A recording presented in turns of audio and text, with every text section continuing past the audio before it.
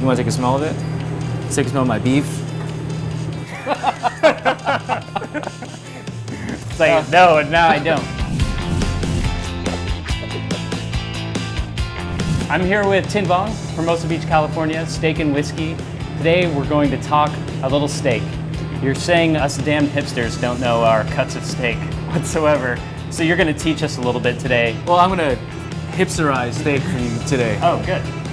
Little education on beef. Yeah, let's start with this big bastard right there. This big bastard is a dry-aged tomahawk rib.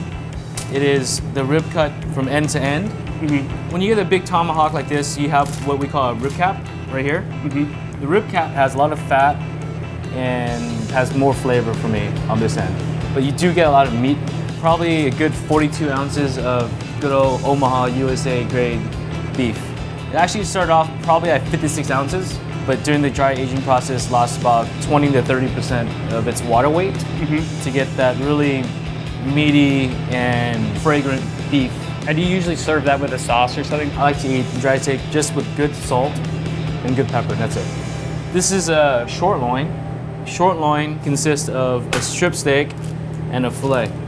So the strip steak would be called a New York. A lot of people call it Kansas City steak. So Kansas City and New York are Virtually the same. virtually the same. Okay. Yeah. But it's also a bone-in too. What makes it a Kansas City? Or they can call it a bone-in New York. The thickness of the steak, what I call it more of a Kansas City, that's probably about 1.5 inches. For the filet people think that, you know, it's buttery. That's why people get it. And it's low in fat and it cooks really fast. So if you're looking for something leaner, that's more buttery, I would use a filet. My favorite cut of the steak is a porterhouse. If I want a really just meat potato steak, nothing else, this is the bad boy. To get a true porterhouse, you need a filet that is 1.5 inch to 2 inch diameter, with the bone intact, with T-bone, with the New York strip. Anything that's about 1.5 inch shorter on the rib, on the filet, would be called a T-bone. This is a bad boy of steaks. This is a true 100% Japanese Wagyu. This is a full ribeye without the bone, so basically it's the same as this. Notice the difference between Omaha steak and true Japanese black Wagyu. Yeah, This is a Miyazaki Wagyu.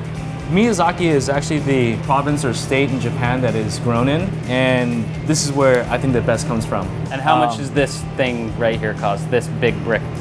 A lot of subscriptions to Playboy. This one is probably worth about $3,000. Okay. This is one, it's like a purebred of a cow, one specific cow that has never been crossbred.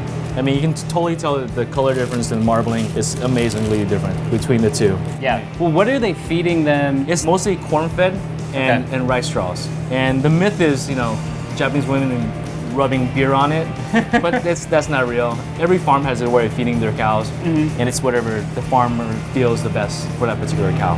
And so when it comes to this, like, you're just serving it in like small, because it is just so rich that It it's is like way you don't rich. want a huge thing. Well, you may want that, but it's like You it's may gonna be want tough it. to get through. And a heart attack. But it's delicious. I'm not gonna lie to you. I wouldn't even mess with it.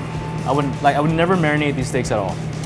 It's such a perfect, expensive, wonderful product, and you know, it up with your chefing it too much, you know. All right. Yeah. Well, appreciate you taking the time to walk us all through this. It's going to be easier for me to go back into the restaurant, really know what I'm talking about, and not have the chefs in the back just absolutely hating you and talking shit about you. So That never happens. It never happens. No. Wow.